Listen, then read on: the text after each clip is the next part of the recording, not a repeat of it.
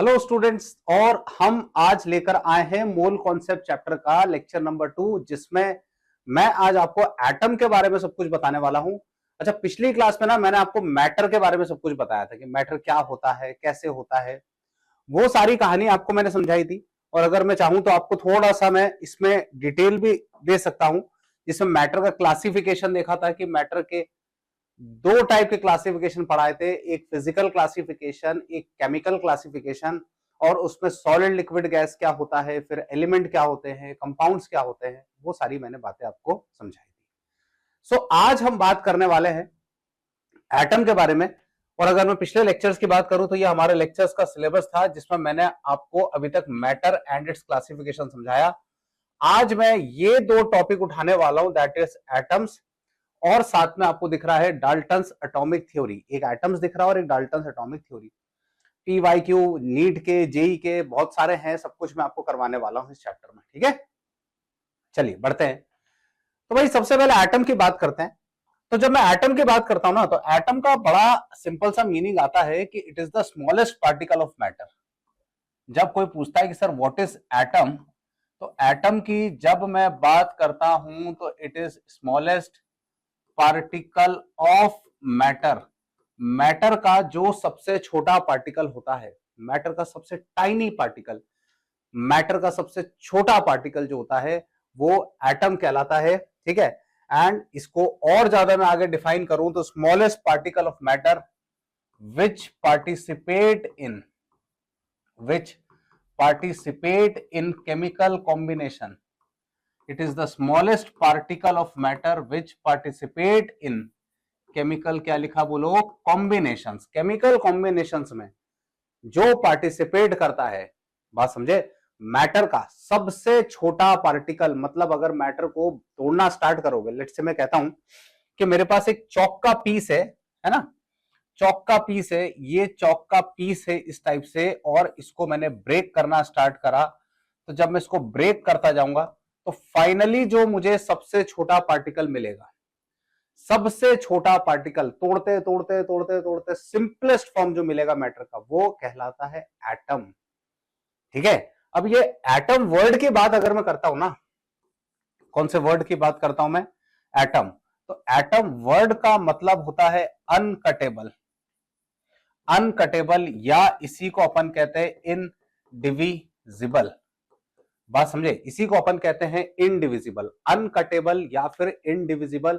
तो एटम का सबसे छोटा, सॉरी, मैटर का सबसे छोटा पार्टिकल जो है, स्मॉलेस्ट पार्टिकल ऑफ मैटर, जो केमिकल कॉम्बिनेशन में पार्टिसिपेट करता है, वो आपका एटम कहलाता है ना। एटम के बारे में ना, जो हम अगर मॉडर्न स्टडीज की बात करें तो एटम के बारे में सबसे पहले जो जानकारी दी थी वो एक थ्योरी थी जिसका नाम था डाल्टन्स एटॉमिक थ्योरी। बात समझे, इसके बारे में जो जानकारी दी थी वो सबसे पहले कौन सी थ्योरी में दी थी, डाल्टन्स एटॉमिक थ्योरी में। तो डाल्टन्स एटॉमिक थ्योरी क्या कहता है, ये उसको समझते हैं। बात समझे, तो डाल्टन एटॉमिक थ्योरी की बात करूं तो सबसे सिंपल क्या कहता है कि each element is composed of extremely small particles called atom. बात समझे, जितने भी एलिमेंट्स होते हैं वो छोटे छोटे पार्टिकल से मिलकर बनते हैं, उसको कहते हैं atom, which can take part in chemical combination. जो केमिकल कॉम्बिनेशन में क्या करेगा, पार्ट लेगा। बात समझे, एलिमेंट क्या होता है, जब अपन एलिमेंट की बात करते हैं तो ये जस्ट मैंने पिछली क्लास में समझाया था कि एलिमेंट होता है simplest form of matter which cannot be further सब डिवाइडेड। एलिमेंट क्या होता है, सिंपलेस्ट फॉर्म ऑफ मैटर होता है विच कैनॉट बी फर्दर सब डिवाइडेड। और ये एलिमेंट से ही जो है, इस एलिमेंट को बनाने के लिए ही एटम इस्तेमाल होते हैं। तो जब अपने एटम्स कंबाइन होते हैं तो क्या बनता है, एलिमेंट या मैटर कह लो। तो एटम का डेफिनेशन में ये भी कहता हूं यहाँ पे, जो कि अभी मैंने पीछे आपको जस्ट बताया, दैट इज नोन एज, बोलो क्या, smallest particle of matter. Matter का सबसे छोटा पार्टिकल जो है वो क्या कहलाता है, एटम। दूसरी बात क्या कहता है कि all atom of given element are identical, that is atoms of particular element are alike but differ from atoms of different element, है ना। या मैं इसको सिंपल भाषा में बोलूं तो atoms of same elements are same and atoms of different elements are different. बात समझे? डाल्टन्स एटॉमिक थ्योरी का दूसरा पॉइंट क्या कहता है कि atoms of same elements are same and atoms of different elements are different. इसको मैं थोड़ा सा आपको इजीली सिंपल लैंग्वेज में समझाने की कोशिश करता हूं। देखिए जरा, मान लीजिए कि मैंने आपको बोला कि मुझे आप सोडियम का सैंपल लाकर दीजिए। आपको मैंने अलग अलग कंट्रीज में भेज दिया और मैंने आपको अलग अलग कंट्रीज में भेज के बोला कि मुझे सोडियम का सैंपल लाके दीजिए। तो कोई मेरा विद्यार्थी अमेरिका चला गया, कोई मेरा विद्यार्थी ऑस्ट्रेलिया चला गया, है ना, कोई अपना स्वदेश में रह गया, मतलब अपने इंडिया में रह गया, और कोई फॉर एग्जांपल ईरान में चला गया और वहां से अलग अलग जगह से सोडियम का सैंपल लेके आए। आप कहीं से भी सोडियम का सैंपल लाए, उसके अंदर के जो एटम्स का मास आएगा, जो डेंसिटी आएगा, जो फिजिकल प्रॉपर्टी, जो केमिकल प्रॉपर्टी, वो बिल्कुल एग्जैक्टली सेम आएगा। आप अलग अलग जगह से सैंपल कलेक्ट करके लाए हैं। बात समझे? कोई अमेरिका गया था, कोई ऑस्ट्रेलिया गया था, कोई इंडिया गया था, कोई ईरान गया था, और वहां से आप जो है किसका सैंपल लेकर आए? सोडियम का सैंपल लेकर आए। तो सोडियम का जब आप सैंपल लेकर आए तो यहाँ पे 11 और ये मैंने लिखा 23, मतलब एटॉमिक नंबर और मास नंबर, मतलब डेंसिटी, मास, वॉल्यूम, सब कुछ कैसा आएगा? सेम आएगा। और वहीं मैंने बोला कि कुछ बच्चों को कि भाई अब आप जाए और आप कुछ लोग जो है वो मैग्नीशियम का सैंपल लाए इन्हीं कंट्रीज से। तो आप मैग्नीशियम का सैंपल लाए, मैग्नीशियम का सैंपल भी आप कहां से कलेक्ट करके लाए? अमेरिका से लाए, अमेरिका के बाद इंडिया में अपने यहाँ रह गए, है ना, और ईरान से लाए या ऑस्ट्रेलिया से लाए, जहां से भी लाए। और जब आप मैग्नीशियम का सैंपल लेके आए तो मैग्नीशियम के सारे एटम को देखा, तो मैग्नीशियम के सारे एटम का डेंसिटी हो गया, मास हो गया, वॉल्यूम हो गया, बिल्कुल सेम पाया गया। डेंसिटी हो गया, मास हो गया, वॉल्यूम हो गया, बिल्कुल सेम पाया गया। यानी दुनिया के किसी भी कोने से आप किसको लेके आए थे? सोडियम को, तो उसका डेंसिटी, मास, वॉल्यूम सेम था। दुनिया के किसी भी कोने से आप किसको लेकर आए थे? मैग्नीशियम का, तो उसका मास, वॉल्यूम सब कुछ सेम था। लेकिन सोडियम और मैग्नीशियम के एटम कभी भी आइडेंटिकल नहीं हो सकते, क्योंकि वो दोनों एलिमेंट अलग अलग हैं। सोडियम और मैग्नीशियम के एटम कभी भी आइडेंटिकल नहीं हो सकते, क्योंकि दोनों एलिमेंट कैसे हैं? अलग अलग हैं। बात समझ में आया? सोडियम के सारे एटम एक जैसे आएंगे, दुनिया के किसी भी कोने से लाइए। मैग्नीशियम के सारे एटम एक जैसे आएंगे, दुनिया के किसी भी कोने से लाइए। लेकिन सोडियम और मैग्नीशियम के एटम अलग अलग आएंगे। तो सरल भाषा में बात करूं मैं तो ये क्या कह रहे हैं? All atoms of given element are identical, that is atom of particular elements are identical but differ from each other. या मैं इसको सरल भाषा में लिखूं, सिंपल भाषा में लिखूं, तो अपन यहां पे लिख सकते हैं कि atoms of same elements are same, atoms of same elements are same, and atoms of different elements are different, and atoms of different elements are क्या लिखा है? different. atoms of same elements are same, atoms of different elements are different. मेरी बात समझ में आया? तो Dalton atomic theory के दो पॉइंट बिल्कुल क्लियर हो गए कि मैटर का सबसे छोटा पार्टिकल एटम होता है, सेम एलिमेंट्स के एटम सेम होते हैं, डिफरेंट एलिमेंट्स के एटम डिफरेंट होते हैं। तीसरी बात करूं, atoms of different element possess different properties. ठीक है, ये अभी अपन ने देख ही लिया है। एटम्स आर इनडिस्ट्रक्टिबल, इसी को हम कहते हैं law of conservation of atom. Law of conservation of atom, that atom can neither be created nor be destroyed. बात समझे? Atom can neither be created nor be destroyed, इसी को हम कहते हैं law of conservation of atom. तो Dalton's atomic theory के अब 3 पॉइंट देख लिए हमने। सबसे पहले क्या बोला कि matter is composed of very small particles. Matter बहुत छोटे छोटे पार्टिकल से बनता है, जिसको हम एटम कहते हैं। Atoms of same elements are same and atoms of different elements are different. And तीसरा पॉइंट क्या बोला मैंने, है ना, ये कंबाइंड पॉइंट है। फोर्थ पॉइंट क्या बोला कि atoms can neither be created nor be destroyed. ना तो एटम को बना सकते हो, ना एटम को डिस्ट्रॉय कर सकते हो, atom is conserved. And last point क्या बोला कि atoms of element take part to form molecule, that is compounds are formed when atoms of more than one element combine, जब भी एटम आपस में कंबाइन होंगे तो वो कंपाउंड बनाते हैं, लेकिन फिक्स्ड प्रोपोर्शन में होते हैं। जब भी एटम कंबाइन होता है, मैं और ज्यादा स्पेसिफाई कर देता हूं, एटम अगर कंबाइन होगा तो ये फिक्स्ड प्रोपोर्शन में कंबाइन होता है। एटम जब कंबाइन होता है तो यहां पे कैसे कंबाइन होगा, fixed proportion, they combine in fixed proportion, atoms combine to form a compound in fixed proportion. इसको मैं बहुत सिंपल लैंग्वेज में आपको समझाता हूं। देखो, जब मैं यहां पे बात करता हूं कि लेट से मेरे पास एग्जांपल के तौर पे मैं कहता हूं वाटर की बात करता हूं, तो जब मैं वाटर की बात करता हूं बच्चों, तो अगर पानी बनना है तो वाटर का फॉर्मूला जो होता है उसको अपन लिखते हैं H2O, लिखते हैं।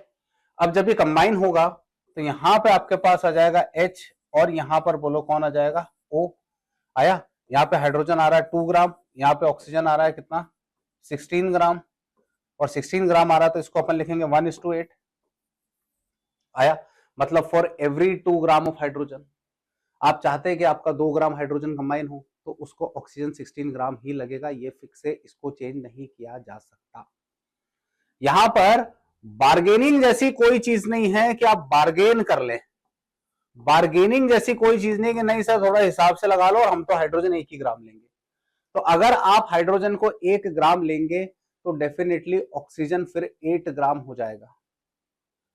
लेकिन अगर आपको वाटर का मॉलिक्यूल बनाना है तो इनके मास का प्रोपोर्शन, इनके वेट का प्रोपोर्शन फिक्स रखना पड़ेगा। दैट इज, अगर 2 ग्राम हाइड्रोजन लोगे तो आपको डेफिनेटली 16 ग्राम ऑक्सीजन लेना ही पड़ेगा। बात समझे, 2 ग्राम हाइड्रोजन के लिए 16 ग्राम ऑक्सीजन लेना ही पड़ेगा, इसमें कोई परिवर्तन नहीं किया जा सकता। सिमिलरली सेकेंड एग्जाम्पल की बात करूं और मैं कहता हूं कि अब मुझे जो चाहिए वो चाहिए कार्बन डाइऑक्साइड, तो कार्बन डाइऑक्साइड चाहिए तो कार्बन डाइऑक्साइड बनता है, बोलो किस तरीके से, CO2 के तरीके से। तो CO2 में अगर मैं बात करता हूं तो अगर मैं इन दोनों का रेशियो देखूं तो यहाँ पे कार्बन इस बोलो कौन है, ऑक्सीजन, और यहाँ पे 12 ग्राम अगर कार्बन आया तो ऑक्सीजन आपको हमेशा बोलो कितना ग्राम लगेगा, 32 ग्राम, तभी जाकर आपका क्या बनेगा, CO2। For every 12 gram of carbon, for every 12 gram of carbon, अगर आप कार्बन 12 ग्राम यूज कर रहे हैं तो ऑक्सीजन 32 ग्राम ही लगेगा, तभी CO2 बनेगा। आप सोचे कि यहां पर मैं सर 30 ग्राम ले लूं तो वो पॉसिबल नहीं है, लेकिन यहां मैं हमेशा कह सकता हूं कि atoms always combine, atoms always combine, atoms always combine in fixed proportion by mass, atoms always combine इन, बोलो क्या लिखा, फिक्स्ड प्रोपोर्शन बाय मास। तो ये बड़ा सिंपल रूल था आपका, किसका, डाल्टन्स एटॉमिक थ्योरी का, कि atoms always combine in fixed proportion by मास। तो यहां मैंने 4 पॉइंट आपको बताया ब्रॉडली, कौन सी थ्योरी के, डाल्टन्स एटॉमिक थ्योरी। तो हम पीछे चले तो मैंने सबसे पहले एटम बताया कि एटम क्या होता है, स्मॉलेस्ट पार्टिकल ऑफ मैटर होता है। What is atom, it is the smallest particle of matter which participate in chemical combination. Atom के बारे में सबसे पहली बार जानकारी किसने दी अपनों को, डाल्टन्स एटॉमिक थ्योरी। और डाल्टन एटॉमिक थ्योरी क्या कहता है कि matter is formed of very small particle which are known as atom, atom can neither be created nor be destroyed. तीसरा क्या बोला, atoms always combine in fixed proportion by mass. And चौथा point क्या बोला, atoms of same elements are same and atoms of different elements are different. है ना, फटाफट से मैं रिपीट करता हूं एक बार और। सबसे पहला क्या बोला कि matter is formed of very small particles, matter is formed of very small particles, जिनको हम क्या कहते हैं, atom. Atom can neither be created nor be destroyed. Atoms of same elements are same, atoms of different elements are different. जो मैंने आपको ये वाला पॉइंट एक्सप्लेन किया था कि सोडियम के सारे एटम एक जैसे होंगे, मैग्नीशियम के एक जैसे होंगे, लेकिन सोडियम और मैग्नीशियम के एटम कभी भी एक जैसे नहीं होंगे। बात समझे। And atoms always combine in fixed proportion by मास। तो डाल्टन एटॉमिक थ्योरी अपन ने पूरा अच्छे से देखा अभी, है ना। नाउ अब एक बहुत सिंपल बात समझ में आ गई। एक बात ये सिंपल समझ में आई कि सर जब मैं इस एटम की बात करता हूं मैं, तो एटम अपने आप में एक पार्टिकल होता है, और अगर पार्टिकल है तो इस पार्टिकल का खुद का बोलो क्या होगा, मास होगा। बात समझे? एटम जो है वो छोटा सा पार्टिकल, बहुत टाइनी पार्टिकल है, बहुत छोटा, है ना। जैसे आप सोचोगे रेत का पार्टिकल, हालांकि रेत का पार्टिकल तो बहुत बड़ा हो गया साइज में, बहुत छोटा पार्टिकल है। एक जस्ट इमेजिन, अज्यूम कीजिए, तो वो रेत के पार्टिकल का खुद का कुछ वजन होगा ना, मास होगा ना। अगर मैं कोई सेंसिटिव तराजू ले आऊं और उस पर रखूं तो वो कुछ ना कुछ वजन तो दिखाएगा, मिलीग्राम माइक्रोग्राम में कुछ तो दिखाएगा। एटम का खुद का कुछ ना कुछ मास होता है, और एटम अपने आप में, बार बार कह रहा हूं कि एक पार्टिकल है, तो पार्टिकल का बोलो क्या है, मास है। तो यहां मैंने अब आपको पूरी अच्छी तरीके से समझाना है, that is known as atomic mass, है ना। हम बात अब कर रहे हैं किसके बारे में, एटॉमिक मास के बारे में, एटम के मास के बारे में, कि एटम का मास कितना होगा, क्या तरीका है, कैसे निकाला गया, है ना। तो एक कहानी सुनाता हूं मैं आपको, फिर उसके बाद अपन आगे बढ़ेंगे। एक कहानी सुनाता हूं कि एटॉमिक मास कैसा आया।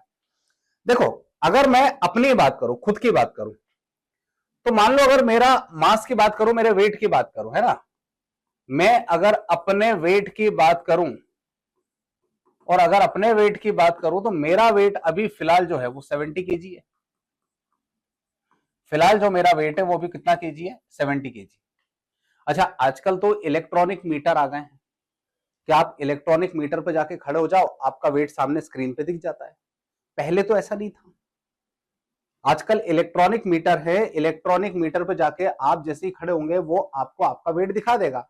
May be possible railway station पे तो आप 1 रुपए का सिक्का डाल दें, वहां से आपका वेट बाहर आ जाएगा निकल के। लेकिन पुराने टाइम में क्या हुआ करता था कि जब पुराने टाइम की बात चलती थी तो हमारे पास हुए करते थे तराजू। बात समझे? पुराने टाइम की अगर मैं बात करूं तो पुराने टाइम में हमारे पास क्या हुआ करता था, तराजू इस तरीके से। और मान लो अगर मैं पुराने टाइम में चले जाऊं, एकदम बहुत ज्यादा पुराने टाइम की बात नहीं कर रहा हूं, सिर्फ मुश्किल से 10 साल पहले चले जाऊं, तो मान लो अगर मुझे मेरा वेट कैलकुलेट करना है तो डेफिनेटली इस साइड पे 70 केजी का वेट रखेंगे, जो कि नॉन वेट होता है, नॉन वेट होता है। और इस साइड पे मुझे खड़ा कर देंगे कि हाँ भाई आप आ जाओ। जिस पॉइंट पे बैलेंस हो जाएगा वहां पे मेरा वेट आएगा। मतलब मेरा वेट अगर 70 केजी है तो मुझे किसी नॉन वेट से कंपेयर करके पता चला है। मेरा वजन अगर 70 केजी है तो मुझे इसको कंपेयर करके पता चला है कि एक साइड मैंने नॉन वेट रखा, एक साइड में खुद बैठ गया जिसको मुझे नहीं पता था वेट कितना है। अच्छा, आपने एक बात और नोटिस करी होगी, घर के आसपास कई बार शॉप्स भी होती हैं ऐसी। आजकल फिर कह रहा हूं इलेक्ट्रॉनिक मीटर आ गया, वरना पहले टाइम में क्या होता था ना, अगर उसके पास 1 केजी का वेट नहीं है तो वो 1 केजी के नमक के पैकेट को रख के तोल देता था। दुकानदार ऐसा करते थे कि एक साइड 1 केजी के नमक का पैकेट रख दिया और एक साइड अपना जो भी सब्सटेंस लेना उसको रखा, जिस पॉइंट में बैलेंस हुआ दे दिया। हम ये जितना भी एटॉमिक वेट पढ़ रहे हैं, यहां से इस बात को समझाना चाह रहा हूं, है ना, इस पॉइंट को ध्यान रखिएगा कि हम यहां पर जितना भी एटॉमिक वेट की बात कर रहा हूं मैं, ये सारा का सारा रिलेटिव वेट होता है। हम तुलना करके, हम कंपेयर करके निकालते हैं। बात समझे? तो अब जो एटॉमिक वेट भी अपन पढ़ रहे हैं वो एक टाइप का रिलेटिव वेट ही है जो हम कंपेयर करके निकालेंगे।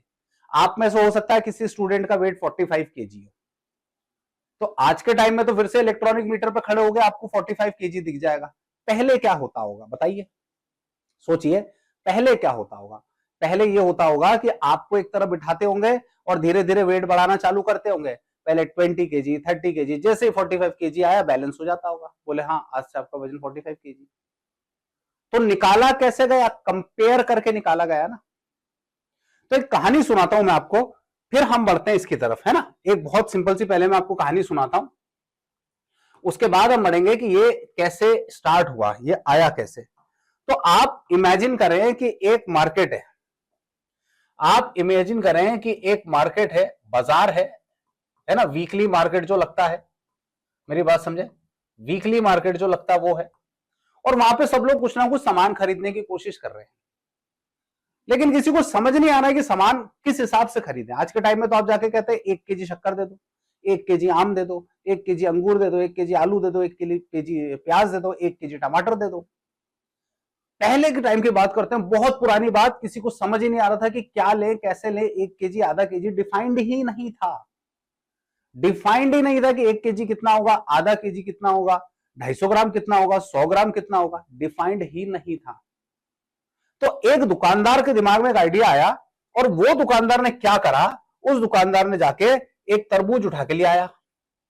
वो दुकानदार गया और दुकानदार जाके क्या उठा के ले आया, तरबूज, और चौराहे के ऊपर जाके खड़ा होकर जोर जोर से बोला, बोला सब इधर ध्यान दो, हलो हलो हलो ध्यान दो इधर। तरबूज हाथ में ले रखा है, तरबूज सबने देखा होगा वाटरमेलन, उस तरबूज को उठा के ले आया और सबको बोला कि सब इधर ध्यान दो, और उन सब के सामने तरबूज के 12 इक्वल पीसेस कर दिए। अब काउंट करने मत बैठना, 12 होनी हो, लेकिन आप मानो कि 12 इक्वल पीसेस कर दिए। उस तरबूज के 12 इक्वल पीसेस कर दिए, और 12 इक्वल पीसेस करके सबके सामने जोर से चिल्लाकर बोला कि भाई ये जो एक पीस आया है, ये जो एक पीस आया है, इसको आज से 1 यूनिट वेट कहा जाएगा। इसको डिफाइन कर दिया कि आज से 1 यूनिट वेट कहा जाएगा इसको। सब लोगों से पूछा कि क्या आप ये इसको एक्सेप्ट करते हैं, बोले हाँ एक्सेप्ट करते हैं, आज से इसको 1 यूनिट वेट कहा जाएगा। अब सबको क्लियर हो गया था कि हमने एक रेफरेंस वेट चूज कर लिया है, हमने एक रेफरेंस वेट चूज कर लिया है, और इसी को आज से 1 यूनिट कह रहे हैं, और सबने इसको एक्सेप्ट करा, सबने माना भी। अब कोई आया और उसने बोला भाई अच्छा ये 1 यूनिट कुछ भी हो सकता है, 1 kg 1 ग्राम, हम 1 यूनिट की बात कर रहे हैं। कोई आया, उसने बोला कि भाई मेरे को 5 यूनिट आम दे दो, 5 यूनिट मैंगोज दे दो। आया और उसने 5 यूनिट क्या मांगे, मैंगोज। दुकानदार खुश, खरीदने वाले भी खुश, क्योंकि एक रेफरेंस सेट हो गया था।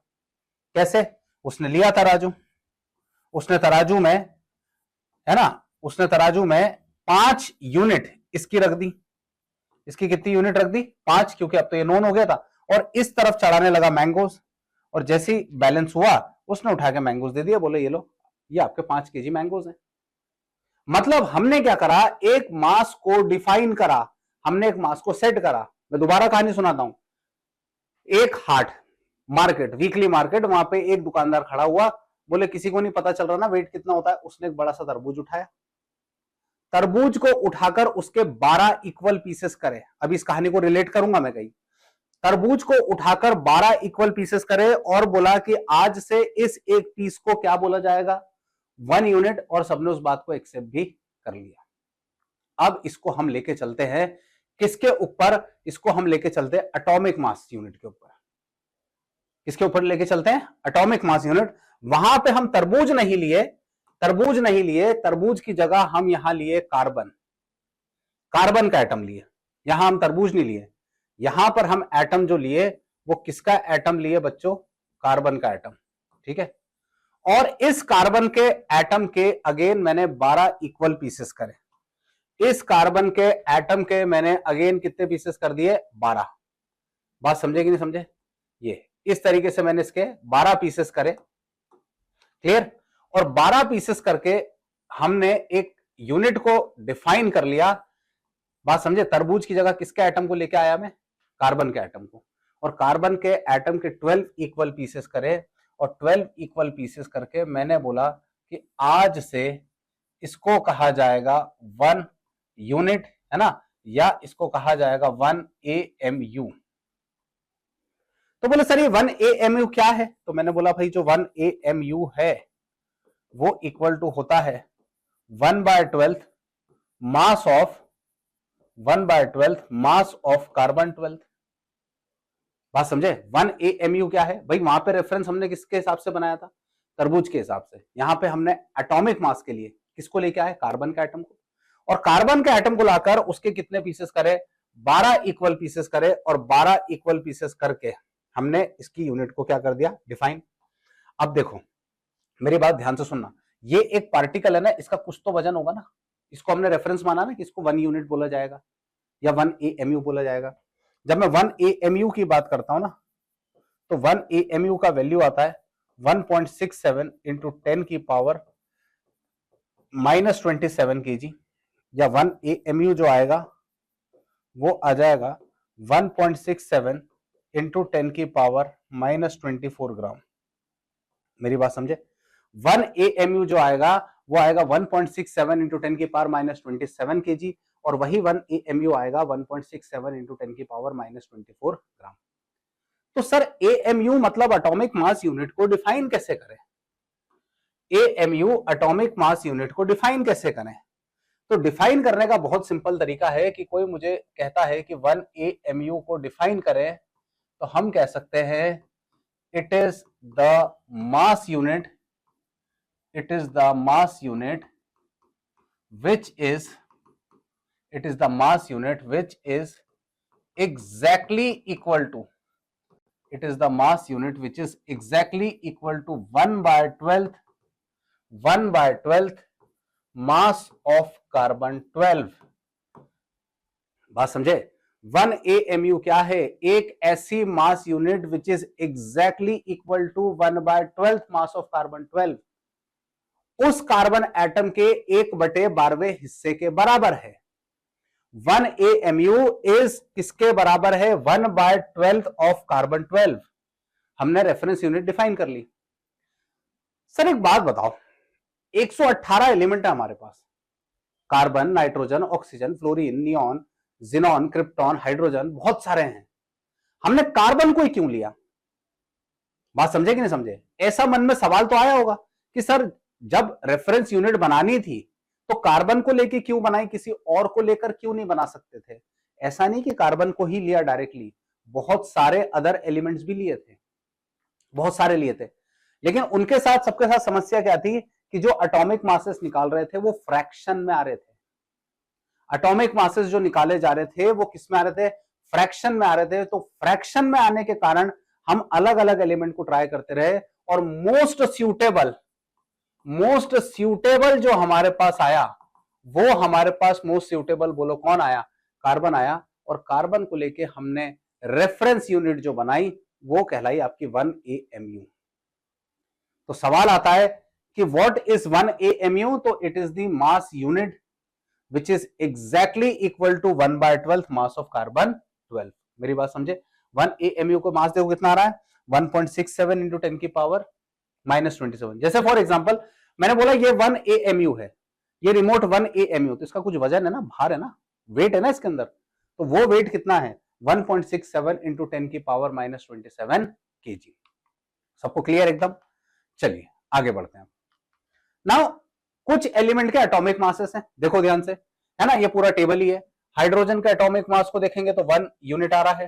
हीलियम को देखिए 4 unit, lithium 7, beryllium 9, boron 11। AMU या यूनिट, यहां पे AMU सब जगह आएगा, यहां पर AMU सब जगह आएगा। तो कुछ एलिमेंट के आप देखिए मैंने यहां पे मासेस लिखे हैं। उसके बाद कार्बन का देखिए 12 है, 14 है, ऑक्सीजन का 16, 19, ये 20, फिर यहां पे देखिए 23, 24, 27, 28, 31, 32, 35.5 फ्रैक्शन में आ सकता है। एटॉमिक मास जो है वो फ्रैक्शन में आ सकता है, एटॉमिक मास फ्रैक्शन में आ सकता है। आर्गन, फिर पोटेशियम और फिर कैल्शियम। तो 20 तक के एलिमेंट के एटॉमिक मासेस आपको थोड़ा सा ध्यान रखना है। बात समझे? क्लियर? तो अब एक छोटा सा क्वेश्चन देखते हैं, है ना, क्या क्वेश्चन देखते हैं कि modern atomic weight scale, modern atomic weight scale, आज का हमारा जो एटॉमिक वेट स्केल है वो किस चीज पर बेस्ड है, किसको रेफरेंस मानकर हमने इसको निकाला है? मॉडर्न एटॉमिक वेट स्केल किस चीज पर बेस्ड है? तो अब मुझे लगता है आपको आंसर आ गया होगा, दैट इज किसके ऊपर बेस्ड है? कार्बन 12, क्योंकि हमें पता है कि 1 AMU बराबर बोलो कितना होता है? 1/12 of mass of carbon 12। 1/12 of mass of क्या दिख रहा है? कार्बन 12। सिमिलरली सेकंड क्वेश्चन बोला है 1 AMU is equal to, 1 AMU is equal to, very simple, 1/12 of carbon 12। बात समझे? तो ये दो छोटे छोटे क्वेश्चन आपने देखा यहां पे कि एटॉमिक मास के ऊपर है, एटॉमिक मास यूनिट क्या होता है? तो it is the mass unit which is exactly equal to 1/12 mass of carbon 12। दूसरी बात, एटॉमिक मास यूनिट में अपन ने ये देखे कुछ एलिमेंट्स के एटॉमिक मासेस, है ना, एटम्स के। फिर बोला मॉडर्न एटॉमिक वेट स्केल किस पर बेस्ड है? तो C12 पर बेस्ड है। बोला 1 AMU इज इक्वल टू, तो मैं दोबारा बता देता हूं आपको कि जब 1 AMU बोला जाए तो 1 AMU इक्वल टू बोलो 1/12 मास ऑफ कार्बन 12।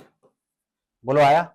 या 1 AMU का वैल्यू कितना आता है बताइए, 1.67 इंटू 10 की पावर -27 kg, या 1 AMU बराबर इक्वल टू आ जाएगा 1.67 इंटू 10 की पावर -24 ग्राम। बात समझे? तो ये अलग अलग फॉर्म में आपको क्वेश्चन आ सकता है। ठीक है, आगे बढ़ते हैं, छोटा सा क्वेश्चन और लेते हैं। A sample of helium weights 400 AMU। Helium का एक सैंपल है, उसका वेट है 400 AMU। बात समझे? अ सैंपल ऑफ हीलियम, ऐसे मान लो अपन है कि ये ऐसा सैंपल है और इसके अंदर जो दिख रहे हैं वो हीलियम के एटम्स हैं, ये हीलियम के एटम्स हैं, और इसका जो हीलियम है, इस पूरे सैंपल का जो वेट आ रहा है, इस पूरे सैंपल का जो वेट आ रहा है वो आ रहा है 400 AMU। आपसे बोला है number of helium atom, number of helium atoms. तो देखो मैं यहां पे एक बहुत सिंपल सा मेथड लगाऊंगा जिसको हम कहते हैं यूनिटरी मेथड। बात समझे? कौन सा मेथड कहते हैं? यूनिटरी मेथड, है ना। जल की सेवा ले लूं मैं जब तक, किसकी सेवा ले लूं? जल की सेवा, है ना। उम्मीद कर रहा हूं आपको लेक्चर समझ में आ रहा होगा। अच्छा, इसके ना रिकॉर्डेड लेक्चर के नोट्स भी मिल जाएंगे आपको, नोट्स भी मैं साथ में डलवाऊंगा।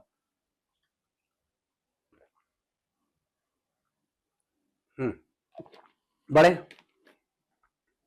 तो क्या बोला मैंने कि a sample of helium weights 400 AMU, एक हीलियम के सैंपल का वेट 400 AMU है, find the number of atoms of helium.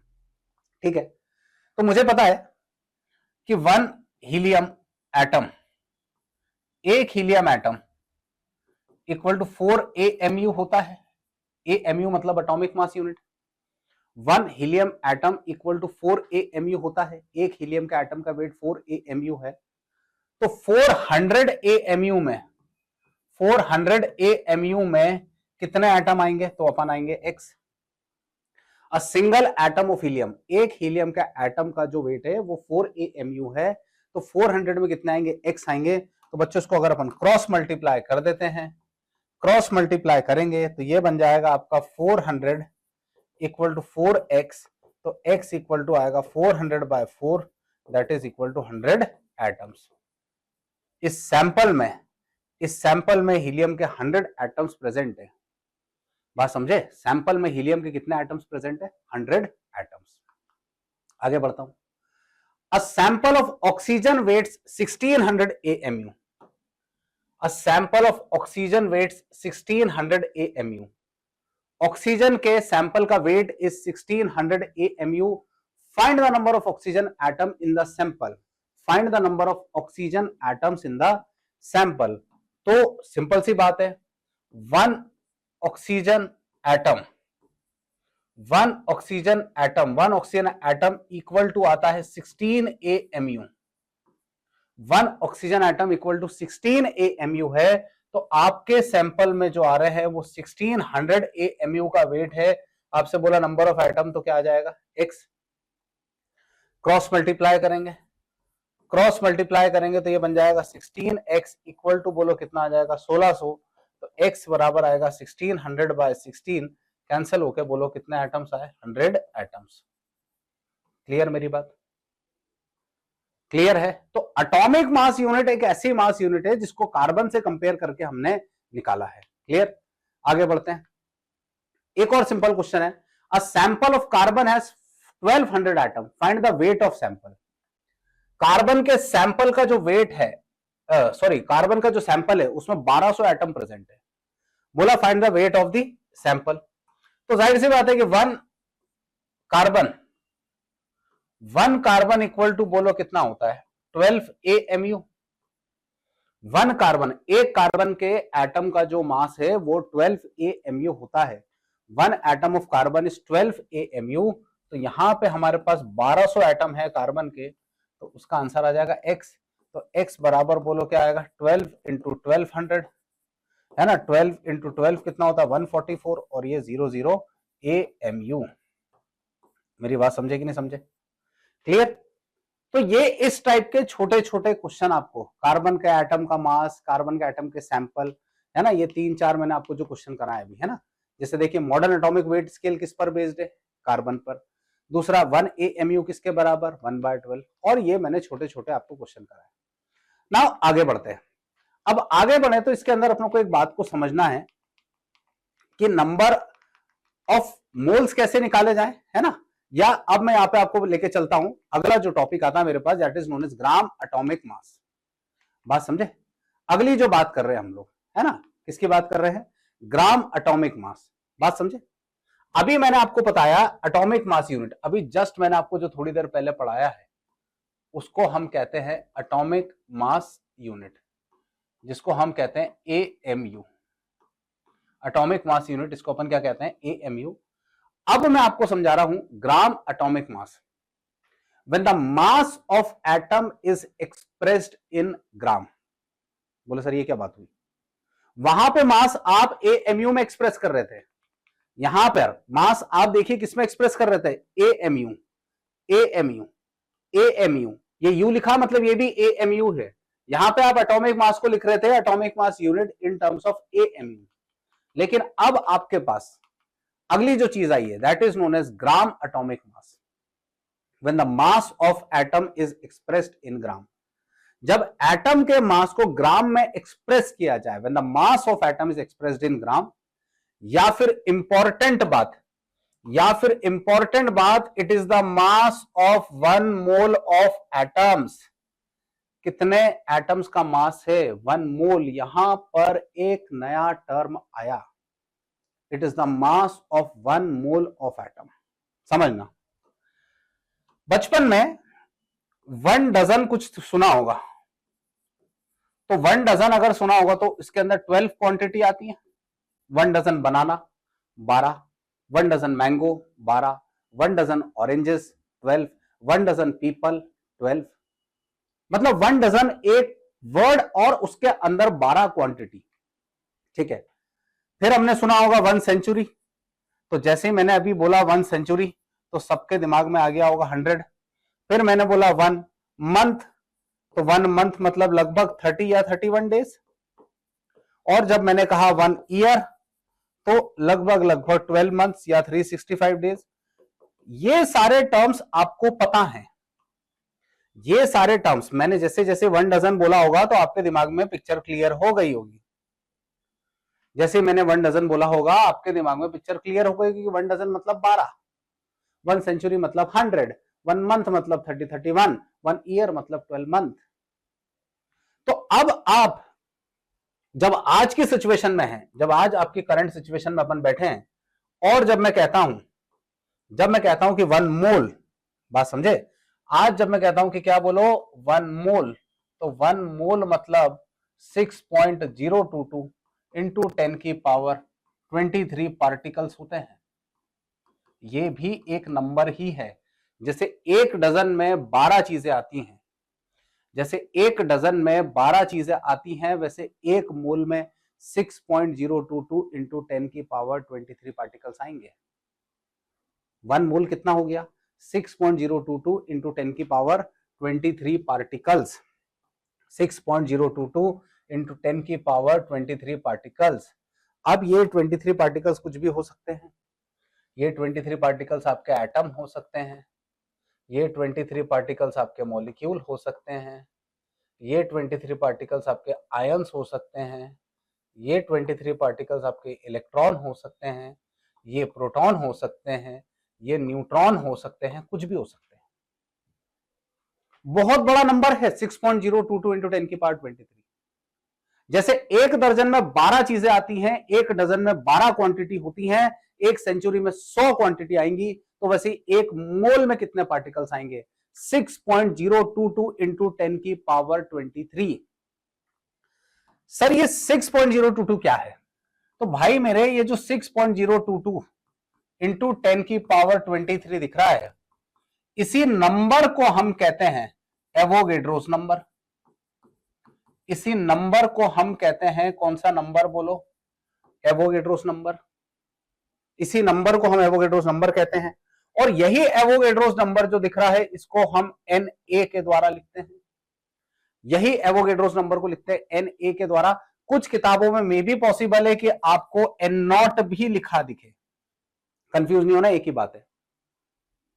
ये जो 6.022 दिख रहा है आपको, ये जो 6.022 दिख रहा है, this is the Avogadro's number. कुछ किताबों में Na से लिखा है, कुछ किताबों में N0 से लिखा है। यानी मैं कह सकता हूं कि जब अपन कहते हैं कि what is gram atomic mass, what is gram atomic mass, what is gram atomic मास, तो जब मैं डिफाइन कर रहा हूं कि it is the mass of 1 mole of atoms, it is the mass of 1 mole of atoms, मतलब mass of 6.022 into 10 की power 23 atoms. इतने एटम्स का मास है जिसको हम कहते हैं ग्राम एटॉमिक मास। तो मेरी बात मुझे लगता है क्लियर हो गई होगी कि जैसे 1 डजन में 12 क्वांटिटी आ रही है, 1 डजन में 12 क्वांटिटी आ रही है, वैसे 1 मोल में रिपीट करा करो मेरे साथ में, बोला करो मेरे साथ, रिपीट क्या करो, तो वैसे ही 1 मोल में कितने पार्टिकल्स आएंगे, 6.022 इंटू 10 की पावर 23 पार्टिकल्स। इसी को हम कहते हैं एवोगेड्रोस नंबर। क्लियर है? चलो बढ़ते हैं आगे। अच्छा, ये बहुत बड़ा नंबर है, ये इतना बड़ा नंबर है कि आपको अगर मैं प्रैक्टिकली समझाऊं कि अगर मैं कहता हूं कि अर्थ है ना, मैं आपको कहता हूं कि अपनी अर्थ है ये, है ना, ये लेट्स से अपनी अर्थ है ना, तो इस अर्थ को मैं कहता हूं कि इतने एग्स ले आओ, इस अर्थ को अगर आप कवर करना स्टार्ट करोगे एग्स से, अंडों से, तो ये अर्थ को हम 3 बार कवर कर देंगे। पूरी हमारी पूरी पृथ्वी को, पूरी अर्थ को कितने से बार कवर कर देंगे, 3 बार। ये इतना बड़ा नंबर होता है जिसको अपन कहते हैं एवोगेड्रोस नंबर। ऐसी 2 लेयर पूरी अंडों से बनी हुई और ऐसी 3 लेयर पूरी अंडों से बनी, मतलब अर्थ को कितनी बार कवर कर देगी, 3 बार। बहुत बड़ा नंबर है एवोगेड्रोस नंबर। तो 1 मोल पार्टिकल्स के मास को हम कहते हैं ग्राम एटॉमिक मास, एटम्स के। ठीक है, नाउ अब एक बात का ध्यान सुन, बड़ी मजेदार बात यह है कि जैसे हाइड्रोजन का मास अगर 1 AMU है तो ग्राम में भी 1 ही आएगा, हीलियम का मास 4 AMU है तो ग्राम में भी बोलो 4 ही आएगा, लिथियम का मास 7 AMU है तो ग्राम में भी 7 आएगा, बेरिलियम का 9 है तो 9 ग्राम आएगा। बात समझे? यानी एटॉमिक मास यूनिट और ग्राम में यूनिट का डिफरेंस आएगा, मैग्नीट्यूड सेम रहेगा। ऑक्सीजन का एटॉमिक मास पूछा तो 16 AMU, पर ग्राम एटॉमिक मास बोला तो 16 ग्राम। सल्फर का एटॉमिक मास बोला तो 32 AMU, एटॉमिक मास बोला 32 AMU, पर ग्राम एटॉमिक मास बोला तो 32 ग्राम। बोलो समझ में आया? समझ में आया? एल्यूमिनियम की बात करता हूं मैं, है ना, किसकी बात करता हूं, एल्यूमिनियम की बात करता हूं। तो एल्यूमिनियम का एटॉमिक मास, एल्यूमिनियम का atomic mass AM is 27 AMU, लेकिन अगर GAM बोला, GAM मतलब ग्राम एटॉमिक मास, तो ग्राम एटॉमिक मास जो आएगा वो आ जाएगा 27 ग्राम। आया? यानी क्या कहना चाह रहा हूं मैं आपसे, ये कहना चाह रहा हूं कि ध्यान रखिएगा, एटॉमिक मास यूनिट और ग्राम एटॉमिक मास दोनों सेम है, लेकिन atomic mass unit single atom का पार्टिकल है, ग्राम एटॉमिक मास 1 मोल का मास है। ग्राम एटॉमिक मास 1 मोल पार्टिकल का मास है। 1 मोल मतलब कितने होते हैं, 1 मोल, दोबारा लिख के दे रहा हूं मैं, 1 मोल बराबर कितना होता है, 6.022 इंटू 10 की पावर कितने पार्टिकल्स, 23 पार्टिकल्स। इसी को कहते हैं एवोगेड्रोस नंबर, इसी को हम कहते हैं कौन सा नंबर, एवोगेड्रोस नंबर। क्लियर? बिल्कुल क्लियर। चलिए आगे बढ़ते हैं। सो नेक्स्ट हम आगे बढ़ते हैं, जिसमें मैं आपको सिखाऊंगा आज calculation of number of moles and number of atoms. Calculation of number of moles and number of atoms. तो बच्चों, जब हम नंबर ऑफ मोल्स के बारे में बात करते हैं, अगर मुझे नंबर ऑफ मोल्स निकालना है, मुझे क्या निकालना है, नंबर ऑफ मोल्स निकालना है, तो नंबर ऑफ मोल्स को लिखते हैं n से। बात समझे? नंबर ऑफ मोल्स को लिखते हैं n से, और n बराबर होता है given weight in gram, given weight in gram upon में बोलो जो आएगा वो आएगा आपका gram atomic mass, given weight in gram upon में बोलो क्या आ जाएगा, ग्राम एटॉमिक मास। बहुत सिंपल। नंबर ऑफ मोल्स निकालना है तो given weight in gram upon gram atomic mass. और वैसे अगर मुझे नंबर ऑफ एटम निकालना है ना, ये मैंने आपको जो सिखाया नंबर ऑफ मोल सिखाया, और अगर मुझे नंबर ऑफ एटम निकालना है, और मुझे अगर नंबर ऑफ एटम निकालना है तो नंबर ऑफ एटम निकालने का बड़ा सिंपल सा तरीका होता है, अगेन जो भी आपका नंबर ऑफ मोल आया है, नंबर ऑफ क्या आया, मोल्स, उसका मल्टीप्लाई हम Na से करेंगे। Na मतलब एवोगैड्रोस नंबर, उसका मल्टीप्लाई हम Na से करेंगे। Na मतलब कौन सा नंबर, एवोगैड्रोस नंबर। तो हमारे पास यहाँ पे दो बातें हो गई, नंबर ऑफ मोल्स कैसे निकालना है और नंबर ऑफ एटम्स कैसे निकालना है। तो नंबर ऑफ मोल्स निकालने का तरीका मेरे साथ बोलिए, given weight in grams, given weight in grams, given weight in grams upon gram atomic mass, gram में ही आएगा, केजी में, माइक्रोग्राम में, मिलीग्राम में नहीं होना। Given weight in gram upon gram atomic mass. और नंबर ऑफ एटम्स कैसे निकालेंगे, तो number of moles into Na। जैसे मैं एक छोटा सा एग्जांपल लेता हूं, है ना, एक बहुत छोटा सा एग्जांपल लेता हूं यहां पे और आपको समझाता हूं मैं। लेट से मैंने बोला कि मुझे यहां पे दिया हुआ है 2.3 ग्राम ऑफ सोडियम, है ना, यहां पे मैं लिख लेता हूं गिवन वेट, बात समझे, इधर मैं लिख रहा हूं गिवन वेट, ठीक है, ये आ गया गिवन वेट, बात समझे। गिवन वेट के बाद मैं यहां पे लिख रहा हूं मोल्स और यहां पे लिख रहा हूं मैं नंबर ऑफ एटम्स। अच्छा, जब भी क्वेश्चन करो टेबल के फॉर्म में ही करना है, अगर टेबल के फॉर्म में नहीं करोगे तो गड़बड़ करोगे, बात समझे। क्वेश्चन जब भी करोगे टेबल के फॉर्म में करोगे तो बेटर रहेगा, टेबल के फॉर्म में नहीं करोगे तो क्वेश्चन में गड़बड़ी कर सकते हो। कोशिश करो टेबल के फॉर्म में ही करने के लिए, बात समझे। ऐसा दिया हुआ है, गिवन वेट दिया हुआ है, मोल्स दिया है और एटम है। और मैंने बोला कि सबसे पहला मुझे बोला है ना, सबसे पहला मुझे बोला कि यहां पर 2.3 ग्राम ऑफ सोडियम एटम बोला, 2.3 ग्राम ऑफ सोडियम। अब 2.3 ग्राम ऑफ सोडियम बोला है तो मुझे उसके नंबर ऑफ मोल्स निकालने हैं। तो नंबर ऑफ मोल्स निकालने का तरीका होता है given wait, given weight, given weight मतलब 2.3 ग्राम, फॉर्मूला देख फिर से बच्चों, given weight in grams upon gram atomic mass, given weight in gram upon gram atomic मास। तो ये आ जाएगा आपका 2.3, ये आ गया आपका 23। सॉल्व करोगे आप तो आपके पास मोल्स आ गए 1/10, सॉल्व करोगे तो नंबर ऑफ मोल्स आ गए 1/10। और एटम निकालने का क्या तरीका सिखाया कि जो भी मोल्स आए उसका मल्टीप्लाई Na से कर दो, जो भी मोल्स आए उसका मल्टीप्लाई किससे कर दो, Na से। Na मतलब एवोगैड्रोस नंबर होता है, बात समझे, जो भी मोल्स आए उसका मल्टीप्लाई किससे कर दो, Na से। Na मतलब एवोगैड्रोस नंबर होता है। तो मेरे मोल्स आ गए हैं 1/10, 1/10 का मल्टीप्लाई मैं किस में कर रहा हूं, Na में। Na that is known as कौन सा नंबर, एवोगैड्रोस नंबर। आगे बढ़ता हूं, मुझे किसी ने बोला कि भाई 240 ग्राम मैग्नीशियम है, 240 ग्राम बोलो कौन है, मैग्नीशियम है। मैंने बोला ठीक है 240 ग्राम मैग्नीशियम है, उसके नंबर ऑफ मोल्स निकालो, उसके नंबर ऑफ एटम्स निकालो, नंबर ऑफ मोल्स निकालना, नंबर ऑफ एटम्स निकालना है। तो n बराबर मैं यहां पे लिखूंगा 240/24, तो 240/24 करूंगा तो यहां पे 10 आ गया। अब जैसे ही 10 मोल्स आया मुझे एटम निकालना है, तो एटम निकालने के लिए 10 का मल्टीप्लाई मैं किससे करूंगा, Na से। Na मतलब कौन सा नंबर, एवोगैड्रोस नंबर। मुझे किसी ने कह दिया कि सर 24 ग्राम कार्बन है, 24 ग्राम ऑफ बोलो कौन है, कार्बन है। तो 24 ग्राम ऑफ कार्बन है तो n बराबर बोलो क्या लिखूंगा मैं, 24 बाय लिखूंगा 12, ये कैंसिल होकर मेरे पास आया 2 मोल। और यहाँ पे नंबर ऑफ एटम निकालना है तो 2 इंटू बोलो क्या करेंगे अपन, Na, 2 इंटू बोलो क्या करेंगे, Na। तो सिंपल टर्म है कि नंबर ऑफ मोल्स कैसे निकालें, तो given weight by gram atomic मास।